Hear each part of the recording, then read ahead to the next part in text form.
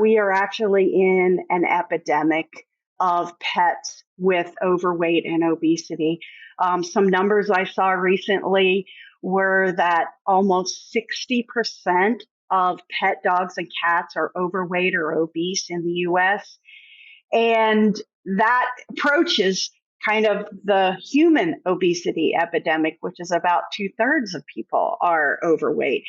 And it isn't just a US issue. This is a trend that's happening all over the world. Pets are overweight, and it's a health issue.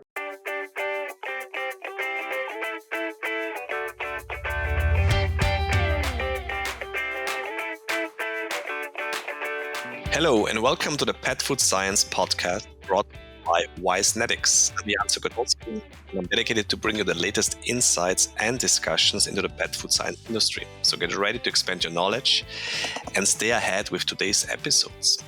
And today it's my great pleasure to welcome Katie Cross, and she is from Kansas State University, a JAG professor. And today we're going to have a very hot topic about obesity control and weight management, but the focus is going to be from the other side, not the disease itself, but what actually can the pet food industry do, what can nutritionists do, what kind of food can be created to help with this great problem. So welcome, Katie. Thank you very much. Yeah, so what I like to do is always, let my guests introduce themselves. Maybe you could tell us a little bit where all it started, your career path, where did you start, where did you go, and how did you end up in beautiful Kansas? Great. Well, thank you very much for inviting me today. I'm an animal nutritionist by training. I have a PhD in animal nutrition.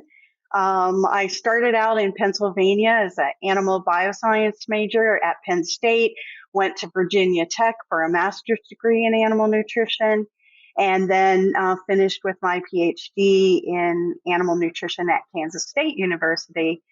And I consider myself a comparative animal nutritionist because I've had a lot of different experiences doing research as well as developing diets for a wide variety of species. So, from cattle to sheep to pigs to rats, mice.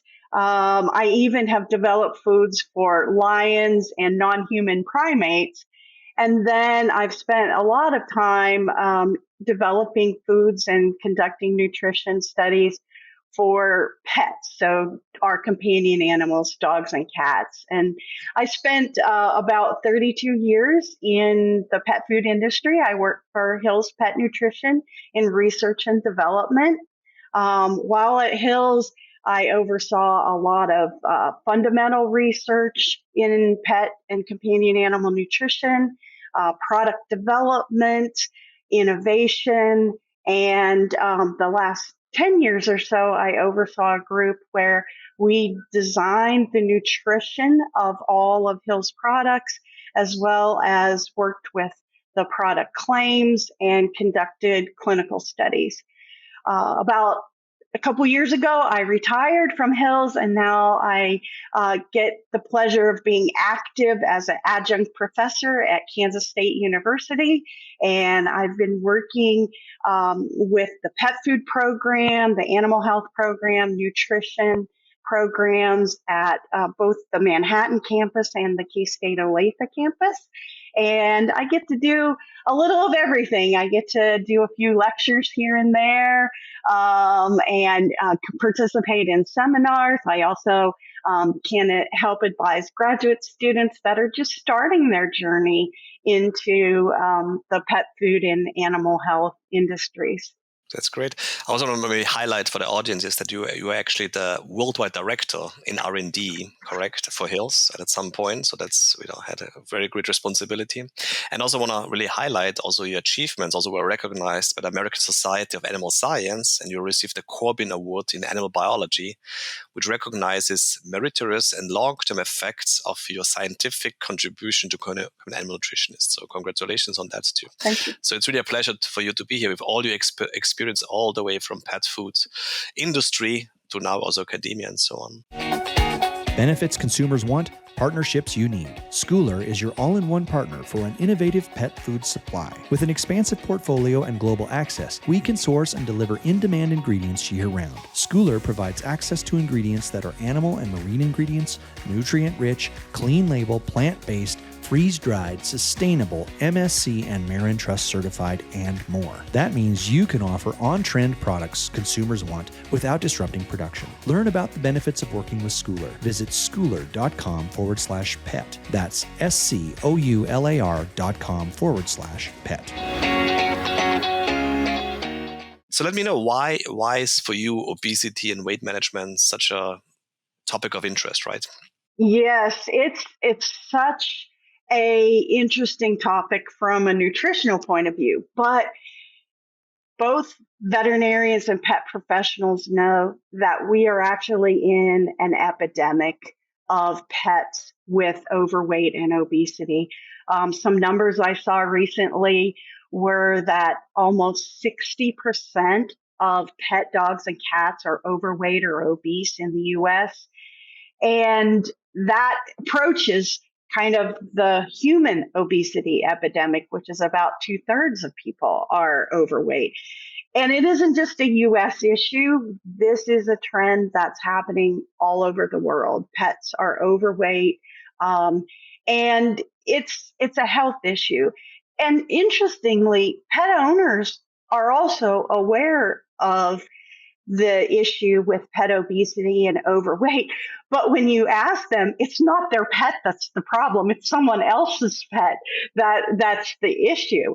So they understand it exists, but they don't think it's their pet. And that really shows in the number of pet owners that are trying to get help for their pet. That's only about a quarter of pet owners are really actively asking their veterinarian or doing something about pet obesity. Yeah, I mean, so we're going to talk about afterwards. Your topic's going to be about the pet food side, right? Let me ask you a few simple questions, or questions that probably not simple, but always asked. So, what is the problem with just cutting back on the amount of food? And I'll give you an example. Like we have 3 dogs and so on. Now we just adopted a cat 2 weeks ago. And it's very new. It's the first cat we have, and it's very difficult when from the food label, from the bag label, how much actually really get. It's a huge range and so on. So is this already a simple solution at the beginning, or is this just too simplified?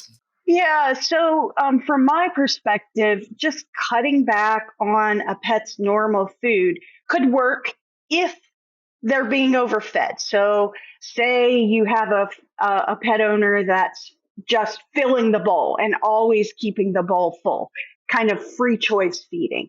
Then, of course, cutting back and offering portion sizes and meals can be effective. But the majority of people are trying, like you, to figure out what the right amount is to feed and already meal feed. Well, the problem with just cutting back on a typical pet food is, yes, you may cut back on calories in that the pet is taking in, but you're also cutting back on all the other nutrients.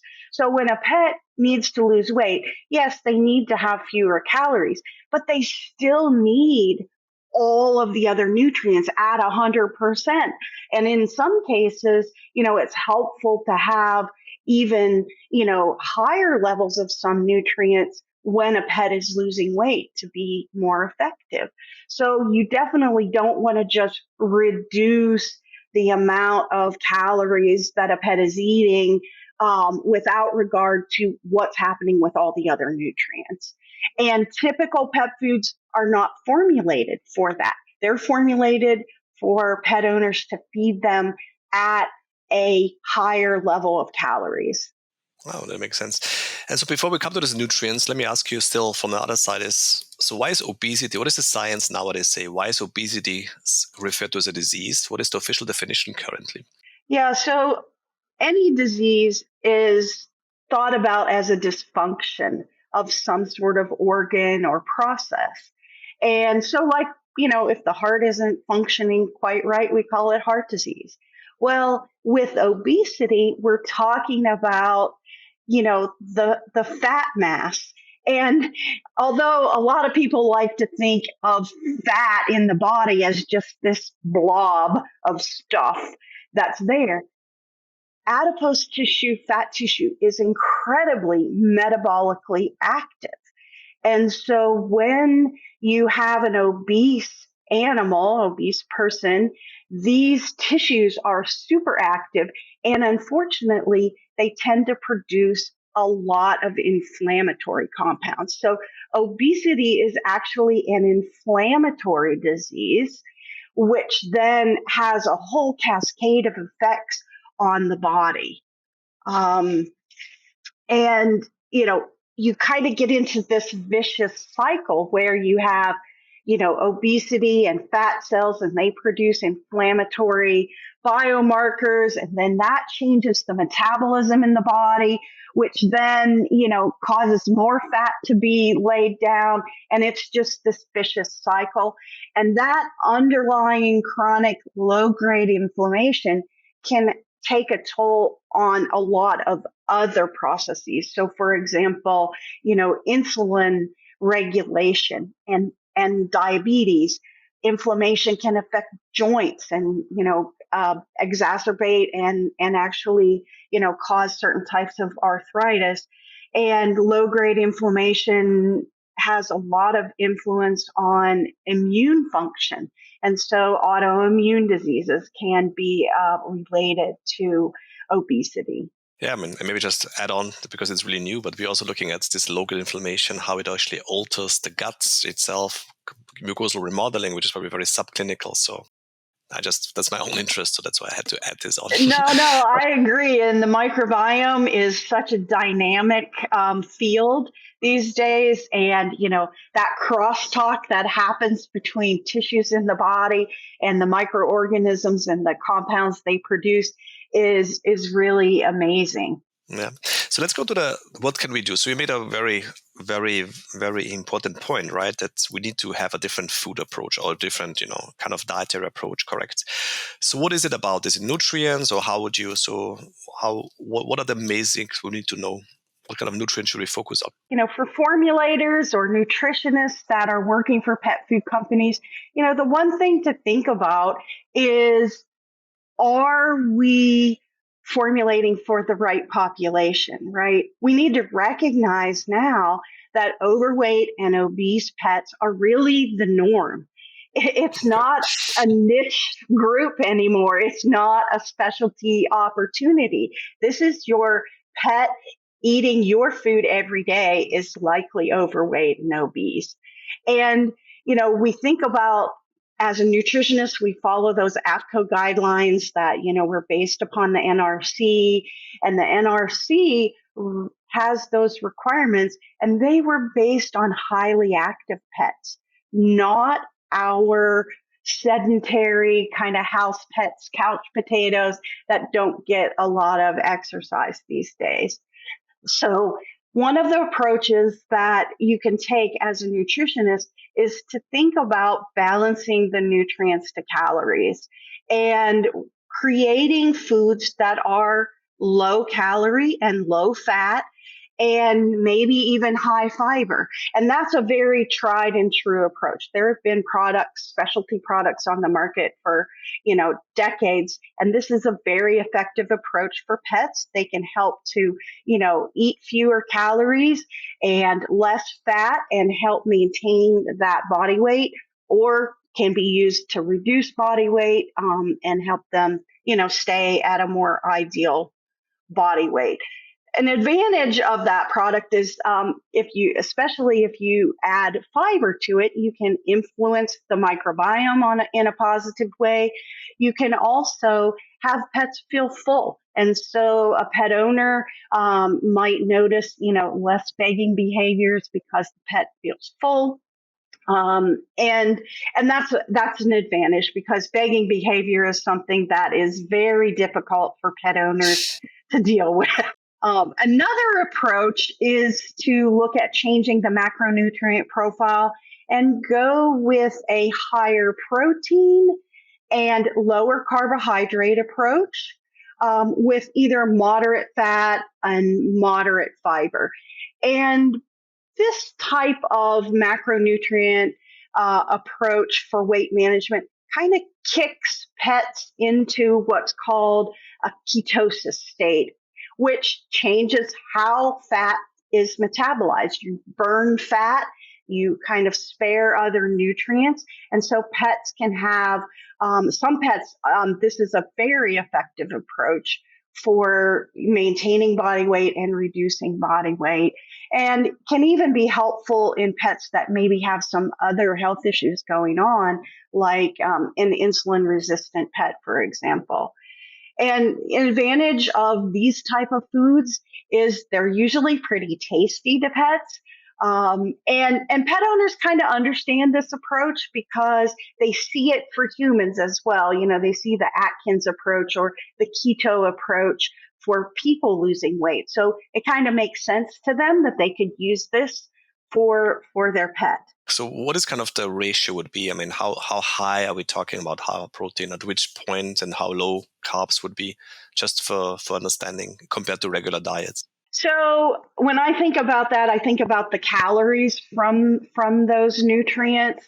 And so you want to think about a carbohydrate level that is, below 20% of calories. It might be 10% to 20% of calories.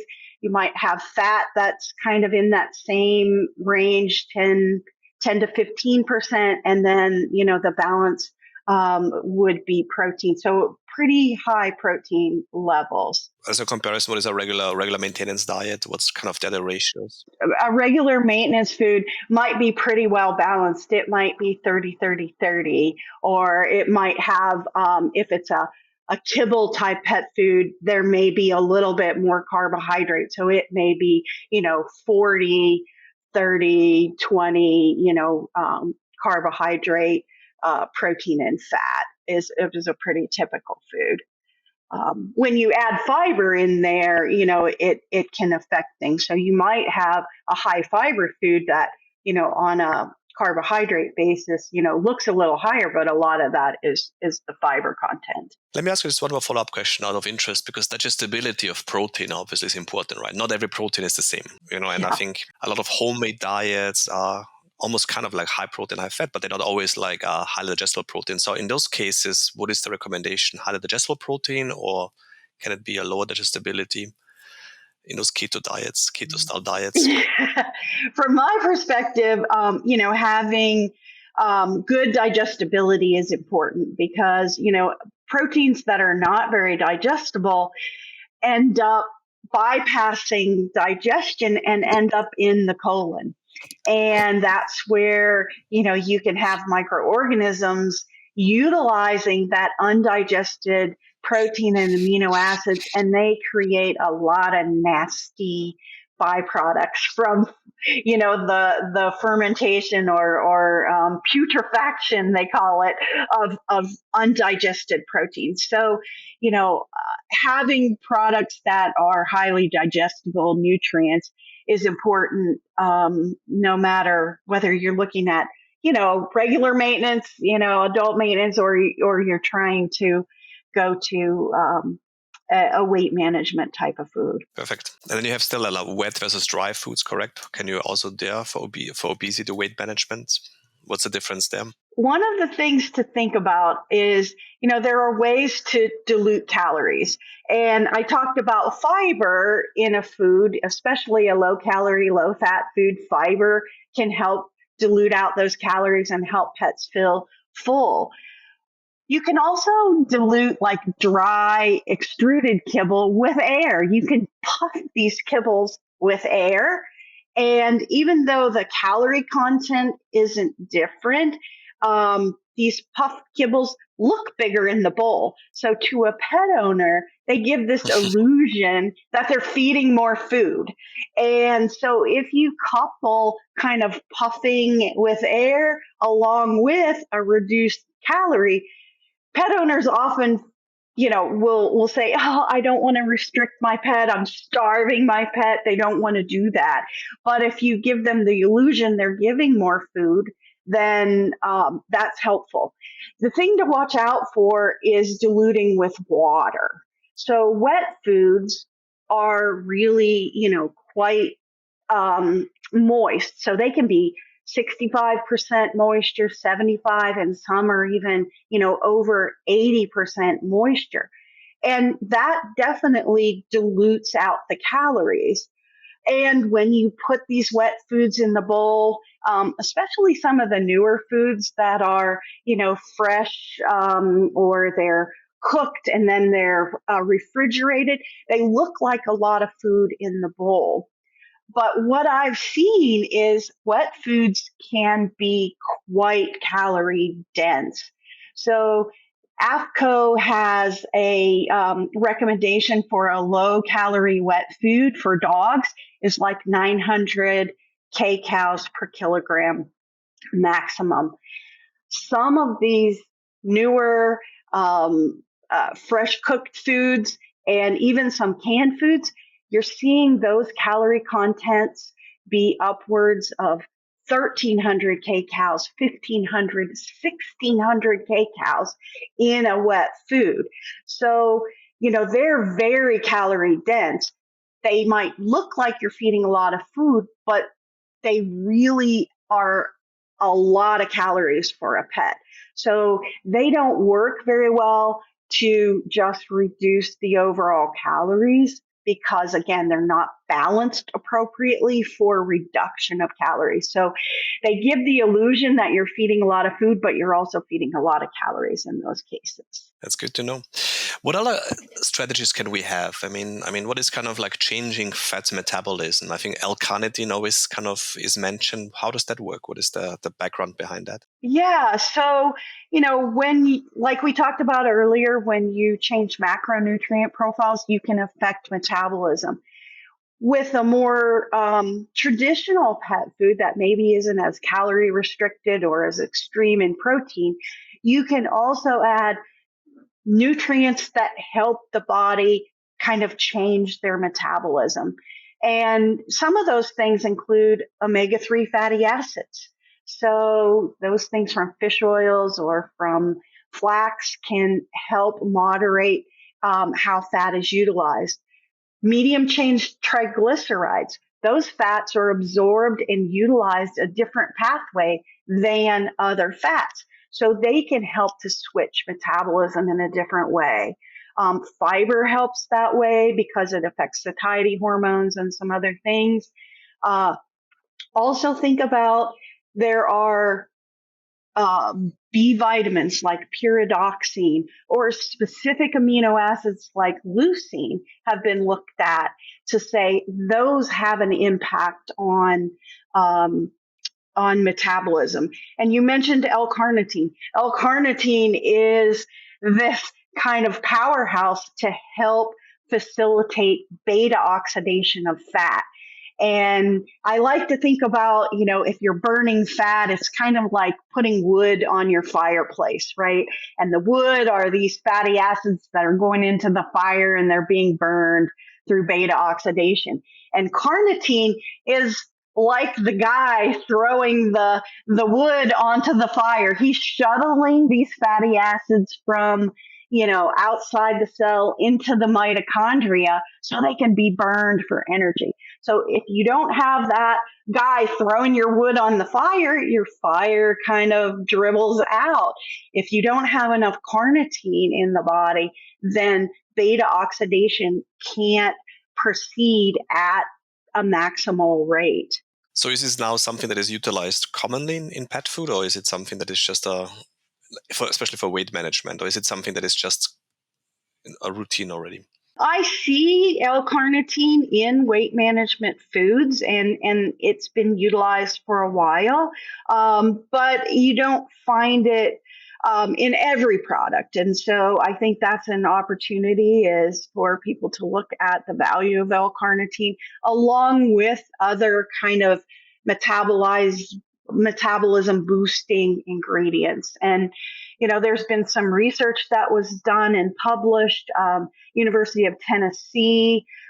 We have Marianne Murphy.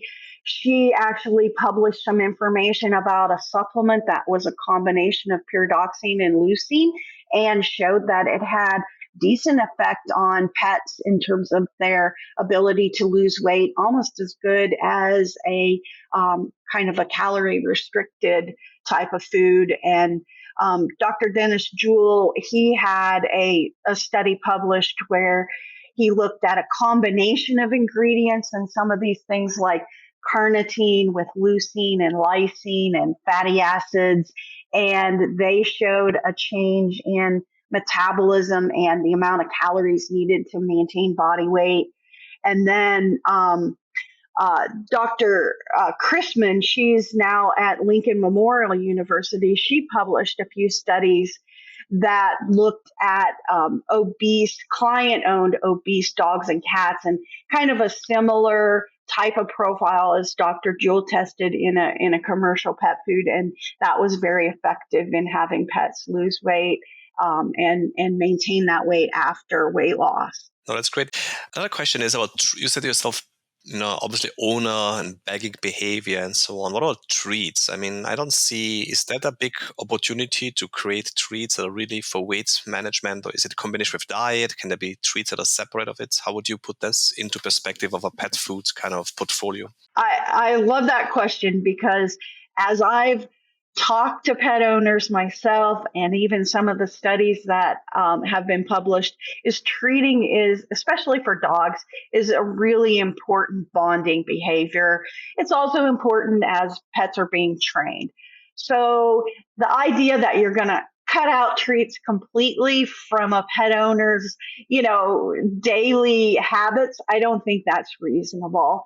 So yes, having treats that are appropriately developed that can work well with weight management approaches would be ideal. When people ask me what sort of treats could you give that are low calorie, I say, if your dog likes small ice cubes, they're 0 calories, and you can just really, get a pet excited about a little ice cube, or, even like a canned green bean, or sometimes the treats that come packaged are big, and breaking off a little piece of a treat and giving that to your pet sometimes is as satisfying to them as having the whole thing. And I think the begging behavior is really something that can be addressed as well.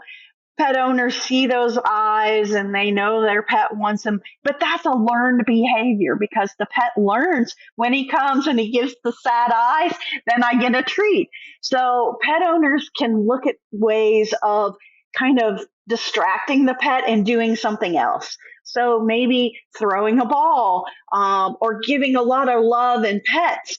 And if that doesn't work, then, kind of removing the pet from that situation. So if your pet always begs when you're cooking dinner, then maybe it's time for the pet to go in a different room while you're doing that, and, kind of breaking that habit. And it's hard, and it would take a while, but that could be an opportunity as well. We're almost at the end of our episode. I have one more question about, you said before that most owners consider now actually being obese or having an obese pet as normal already, right?